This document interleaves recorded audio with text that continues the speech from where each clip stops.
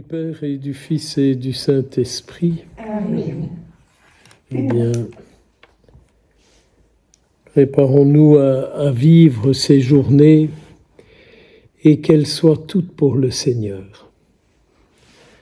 Moi, personnellement, je pense qu'avec ce que notre monde vit aujourd'hui, nous nous rendons compte qu'il n'y a plus qu'une solution, c'est le Christ. La politique ne changera pas grand-chose aux situations. La psychologie, à mon avis, pas beaucoup non plus. Il n'y a que notre retour au Christ qui pourra changer le monde.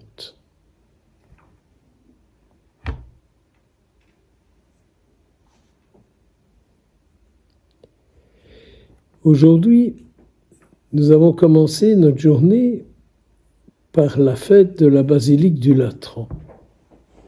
Mais toute cette fête parle de nous. Toute cette fête, à mon avis, parle de nous. On n'aurait pas pu choisir une meilleure date que celle-ci. Il faut quand même croire que le Seigneur s'occupe de nous, vu qu'il organise nos agendas. Même si parfois il ferait mieux d'y mettre moins dedans, quoi. Mais je ne vous cache pas, mais je pense que je ne suis pas le seul dans le coup, dans le cas. Alors, je voudrais pour commencer aujourd'hui prendre simplement la prière que mon missel nous propose aujourd'hui. Seigneur Jésus, tu as fait de mon âme ton exemple. Fais que j'en chasse les vendeurs de mensonges pour que mon âme soit tout à toi.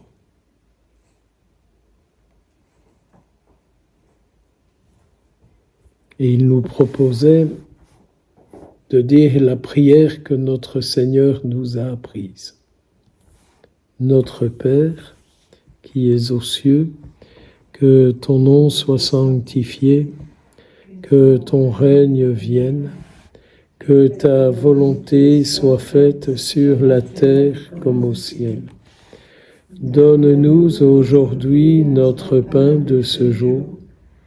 Pardonne-nous nos offenses, comme nous pardonnons aussi à ceux qui nous ont offensés, et ne nous laisse pas entrer en tentation, mais délivre-nous du mal. Vierge Marie, tu es la gardienne de mon âme, afin que le mal sous toutes ses formes n'y pénètre pas, nous te prions. Je vous salue Marie, pleine de grâce, le Seigneur est avec vous. Vous êtes bénie entre toutes les femmes, et Jésus, le fruit de vos entrailles, est béni. Sainte Marie, Mère de Dieu, priez pour nous pauvres pécheurs, maintenant et à l'heure de notre mort. Amen.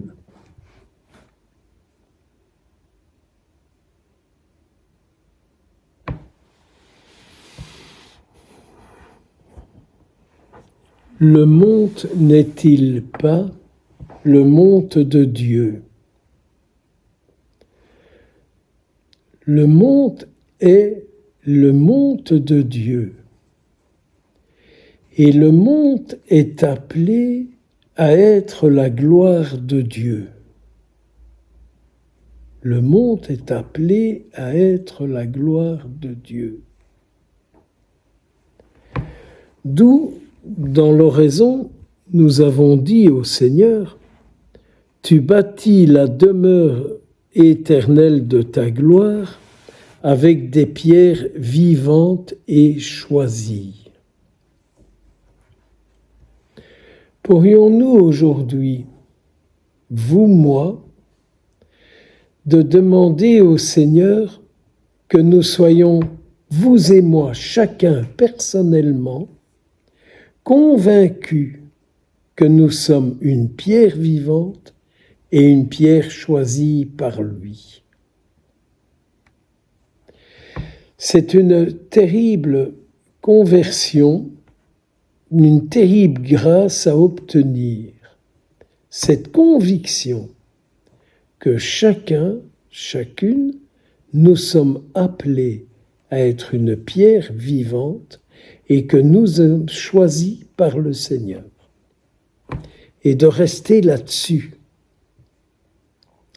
et de prier ça, afin que cette pierre grandisse en nous, qu'elle se développe en nous,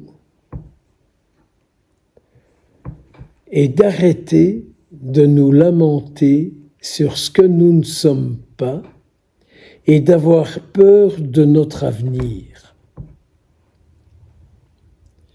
Je me demande si le malin ne profite pas de nos peurs, de nos inquiétudes, pour nous empêcher d'être cette pierre formée par le Seigneur pour être l'édifice de sa gloire là où nous nous trouvons.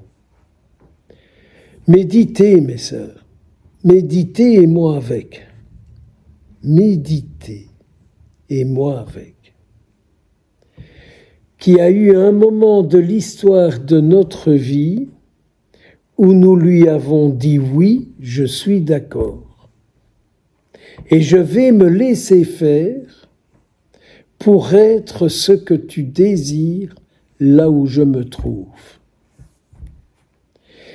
Je ne sais pas si le Seigneur arrivera de le faire avec moi, mais je pense qu'avec vous, il réussira plus facilement qu'avec moi.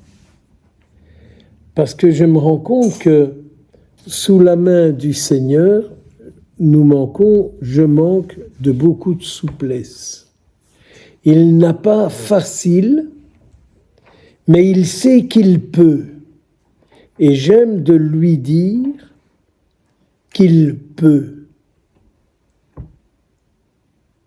Méditez ça, s'il vous plaît, priez ça. Mais priez ça. Et vous verrez que plus vous entrerez dans cette conviction, plus le Seigneur sera avec vous. C'est pour ça qu'il faut vivre l'instant présent. J'aime de répéter une parole de Thérèse de Lisieux qui disait « Le passé appartient à la miséricorde du Seigneur. L'avenir appartient à sa grâce. Je ne pourris pas l'instant présent par la peur du lendemain. » Il faut que le Seigneur nous délivre de toutes nos peurs du lendemain, de toutes nos inquiétudes du lendemain, de toutes les peurs de notre avenir. Si je vous le dis, c'est plus une confidence, mais je vais vous le dire. Nous terminons le chapitre de ma congrégation où finalement on a passé du temps à prévoir ce qu'on deviendra quand on ne sera plus là.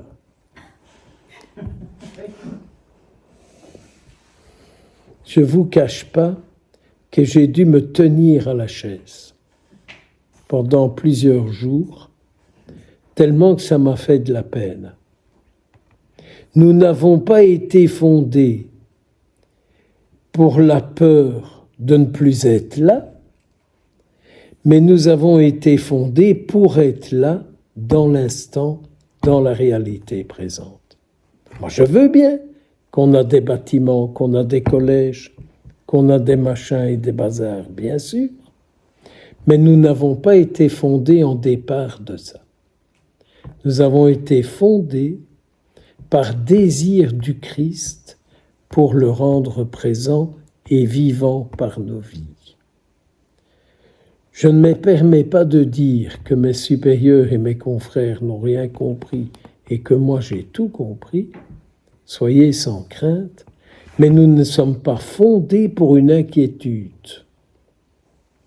Nous sommes fondés pour être la présence du Seigneur, présence agissante du Christ. Et ne me dites pas que le monde n'en a pas besoin. Et quand on est convaincu que le monde en a besoin, on est convaincu de notre raison d'être. On est convaincu de notre raison d'être. Alors je comprends que ce matin, quand vous avez fait la grâce à la messe de nous lire les quelques versets de la première lettre de Saint Paul aux Corinthiens, nous avons entendu que chacun prenne garde à la façon dont il contribue à la construction. Oui, mais c'est quand même terrible cette parole de Paul. Je me disais, mais toi, à partir de qui, de quoi tu participes à la construction?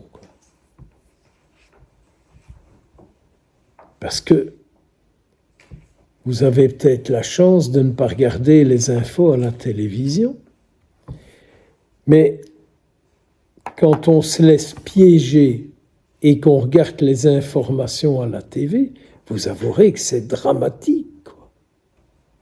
Mais que c'est dramatique, ce qui se passe en soi-disant Terre Sainte, là-bas, là. Terre Sainte, Terre Sainte, où on entend comme esprit l'esprit de vengeance. Ah, ils nous ont envoyé des bombes et des machins, mais on ne va pas se laisser faire, on va riposter. En attendant, ce sont les pauvres qui payent. Ils n'ont plus de logement, ils n'ont pas d'eau, ils se font massacrer, ils ont peur. On interdit les vivres d'arriver. À Terre Sainte, qu'est-ce qui reste? Ça veut dire que ceux qui sont là ont perdu l'esprit du Christ. Moi, j'aimais beaucoup, je suis tombé sur un écrit, j'espère qu'il est vrai, que le cardinal patriarche de Jérusalem était prêt à offrir sa vie contre les otages. Moi, quand j'entends ça, je me dis, mais quid? Qu'en est-il de l'offrande de ta vie, quoi? Regardez un peu, mes sœurs. À quel projet nos vies sont-elles offertes? Que chacun prenne garde à la façon dont il contribue à la construction. Hier, je n'ai pas pu venir plus tôt parce que j'avais des funérailles. Et j'ai demandé à la famille, au fils du défunt, qui était un officier d'état civil, le fils du défunt, il avait choisi un passage de la lettre aux Romains où il est dit nous paraîtrons tous devant le tribunal de Dieu. Alors souvent, ou jamais, dans les funérailles, je n'ai entendu ce passage de Saint Paul. Il est dans le lectionnaire, ce passage. Chapitre 17, je pense. Mais là, je ne suis pas sûr du chiffre. Elle disait au fils du défunt, l'interpellait durant la célébration, « Monsieur, je suis heureux que vous ayez proposé ça. Parce qu'aujourd'hui, on dit que tout le monde va au ciel directement. Et on ne s'imagine pas que nous allons passer devant le tribunal du Seigneur, où il nous montrera tout ce qui a été dans ma vie, qui a apporté de l'amour, qui a apporté de la compréhension, qui a apporté du pardon, qui a apporté Dieu dans le monde. Moi, je suis content, même si j'ai un peu peur, je suis content qu'un jour, le Seigneur me montrera, regarde, à celui-là, à celle-là, par le rencontre qu'ils ont eue avec toi, ils ont repris vie, ils ont découvert leur identité et ils ont eu envie de continuer de vivre. Grâce à toi et à ta vie avec moi, regarde celui-là, celle-là, ainsi de suite, etc. Pour moi, c'est ça le tribunal de Dieu. Et puis, il y a l'autre côté du tribunal où il dira, oui, regarde, celui-là, celle-là, de ta faute, ils sont restés dans la tristesse, ils ne sont pas sortis de leur peur, ils n'ont pas découvert leur raison d'être sur la terre, ils n'ont pas compris l'utilité de leur vie. Continuez la liste, hein. Je ne peux pas trop faire mon examen de conscience devant vous, quoi. Partirons tous devant le tribunal de Dieu et nous contribuons tous à la construction du monde de Dieu, quoi. Et nous, par choix. Nous, par choix.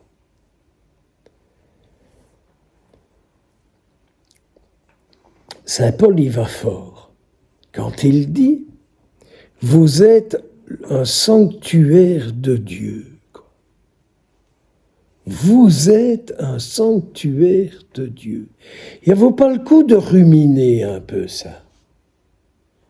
Non pas pour cacher nos cheveux gris, vous autres vous les cachez bien, moi je les montre à tout le monde, et partout, par la barbe et par la tête. Oui. Hein, je montre bien mes cheveux gris, vous autres vous les cachez bien, vous autres. Hein.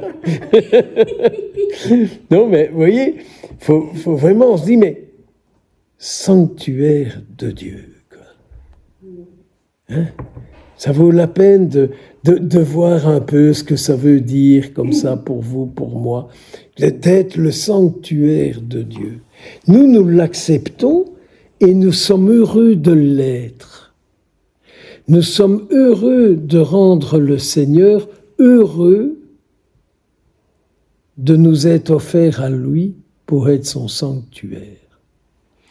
Moi, je pense que les chrétiens, et a fortiori les consacrés, doivent reprendre vie là-dedans. C'est là que nous avons à reprendre vie, et que c'est là la fécondité de notre vie. Dans quelques jours, vous allez renouveler les vœux. On en parlera, hein, des vœux. Mais je voulais à tout prix reprendre ces points-là qui me paraissent tellement importants. Vous êtes le sanctuaire de Dieu. L'Esprit de Dieu habite en vous. Mais je disais au Seigneur dans ma pauvre prière, mais l'Esprit de celui qui est opposé à toi habite quand même parfois en moi aussi. Habite parfois en moi aussi. On pourrait, à cette occasion-là aussi, un peu parler de votre consoeur, hein, Léonie Martin, que j'aime bien, et de voir comment elle s'est laissée prendre pour être le sanctuaire de Dieu, quoi. Ah, c'est une femme passionnante, hein. J'aime beaucoup de lire des choses sur elle, et on m'a offert le recueil de ses lettres, mais j'ai pas encore beaucoup été dedans. J'ai pas encore trop eu le temps. Que le déménagement n'est pas gai, hein. Les tris, c'est pas très gai, hein. Est-ce qu'on a récupéré des maisons qui fermaient? Après, on se dit, maintenant, qu'est-ce qu'on va faire avec tout ça? N'est-ce pas? Enfin, voilà. Il paraît une chose à la fois. Je ne me tracasse pas trop, mais voilà, c'est comme ça. Donc, vous êtes le sanctuaire de Dieu, l'Esprit de Dieu habite en vous. Et si quelqu'un détruit ce sanctuaire, Dieu le détruira. C'est quand même fou, ça. Celui qui nous abîme en tant que sanctuaire de Dieu, ça lui coûtera cher, quoi. Oh, mais Dieu miséricordieux, mon Père, et il pardonne tout à tout le monde. Ah ben, Tintin, Moi, je suis content de lire des choses comme ça et de dire que celles et ceux qui pourraient nous détruire parce que nous sommes le sanctuaire de Dieu, Dieu les détruira. Écoutez, c'est quand même... Ah, c'est sûr que c'est une responsabilité immense, mais immense que cette responsabilité. Revenez à cette parole, revenons à cette parole et nous comprendrons. Le sanctuaire de Dieu est saint et c'est vous. Donc, nous permettons au Seigneur de nous rendre saints. Nous permettons au Seigneur de nous rendre saints. Mieux encore, nous y coopérons à sa grâce. Parce que sans notre coopération, le Seigneur n'y arrivera pas. Notre coopération, c'est notre oui. Notre coopération, c'est l'ouverture de notre esprit, c'est l'ouverture de notre cœur, c'est l'ouverture de notre âme, c'est l'ouverture de notre corps à son action en nous. Ah oui, c'est une grâce aussi à demander, la grâce d'oser nous ouvrir, corps, âme, esprit, à sa grâce. C'est pas si évident que ça. En tout cas pour moi. Je me rends compte qu'en avançant en âge, c'est pas évident du tout de nous ouvrir totalement au Seigneur. Tellement qu'il nous reste des peurs d'être humainement jugés. Parfois je me dis, j'ai plus peur d'être jugé par un humain que d'être jugé par Dieu, quoi. Je peux encore vous dire ça, pendant le chapitre, je me suis confessé à mon ex-provincial, qui est quelques mois plus jeune que moi, je pense. Nous sommes de même année, lui est du fin de l'année et moi du début. Et je lui disais, j'ai peur de m'ouvrir. J'ai peur de m'ouvrir, j'ai tellement peur qu'on me juge. Et je sais que tant que je ne m'ouvrirai pas tout à fait, ma vie n'aura pas la fécondité du Christ. Et malheureusement, le pauvre garçon, il a le Parkinson, donc il tremble assez fort. Et il me disait, il me ressortait une parole que vous connaissez comme moi. Si nos fautes parlent contre nous, toi tu les pardonnes. Je connaissais cette parole, mais elle ne m'avait jamais touché de la même manière, quoi, hein. Si nos fautes parlent contre nous, toi tu nous pardonnes, quoi. Et je lisais une petite page, j'ai commencé une biographie de Léonie Martin. Je me suis laissé attraper en allant en l'UOPC. Comme si on manquait de bouquins, j'ai été acheter ça. Et je lisais ça, c'est au fond la petite voix de Thérèse que Léonie a suivie, c'est de laisser le Seigneur descendre au plus intime de son être. Méditons aussi ça. Comment est-ce que je pourrais faire ça ? Qui pourrait m'aider? Comment je pourrais arriver à descendre au plus intime de mon être? Au plus intime de mon être. Je ne sais pas combien de temps j'ai encore à traîner sur cette terre, mais j'espère de la fécondité, quoi. Mais pas pour moi, pour lui. Alors cette peur de perdre la face, cette peur de ce qu'on pourrait penser de moi, de ce qu'on pourrait dire de moi. Allez, quand le Seigneur vous regarde, qu'est-ce qu'il dit? Qu'est-ce qu'il pense? Qu'est-ce qu'il désire? Qu'est-ce qu'il veut? Quand il vous regarde, quand il me regarde, quand il nous regarde. Mais s'il vous plaît, revenons à une vie spirituelle. Mais revenons à une vie spirituelle. Fréquentons le Seigneur il pourra féconder nos vies par sa vie.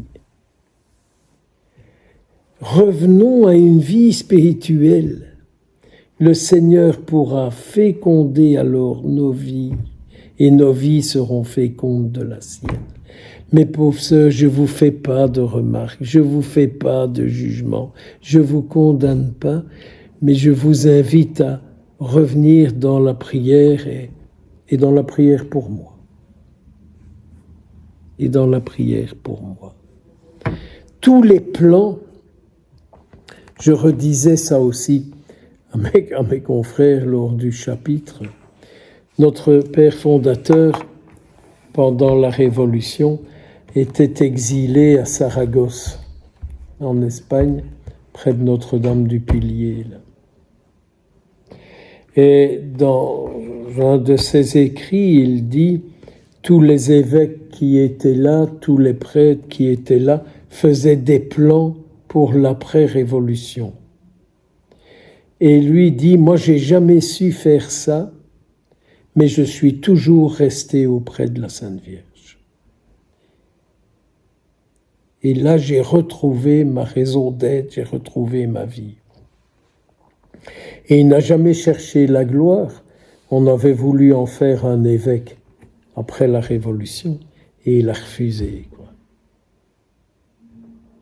Mais vous voyez comme c'est difficile. D'abord de croire ce que nous sommes. On est tellement envahi de choses qu'on nous a dit qu'on n'était pas, qu'on ne sait plus ce qu'on est. Moi, j'ai l'impression à certains moments dans ma vie qu'on a tellement voulu me corriger, qu'on a tellement voulu de moi faire ça, ça et encore ça et comme ça, que finalement, quand je regarde le Seigneur, je ne sais plus ce que je suis pour lui, quoi. Et donc de revenir à des paroles comme celles que nous avons reçues aujourd'hui lors de l'Eucharistie, et c'est pas fini. Lorsque nous revenons aux paroles que nous avons reçues aujourd'hui lors de l'Eucharistie, je découvre que ma gloire, c'est la gloire de Dieu. Et que la gloire de Dieu dépend de moi. Et que la gloire de Dieu dépend de ma vie avec lui. Et pas de ma réussite, je ne sais comment. Alors je vous dis des choses comme ça. Je pourrais vous faire des théories sur la vie religieuse. Je pourrais vous faire des théories sur les vœux et des théories partout. Flutzut, pour pas dire un mot grossier. Il y a assez de sessions pour ça, de gens qui savent.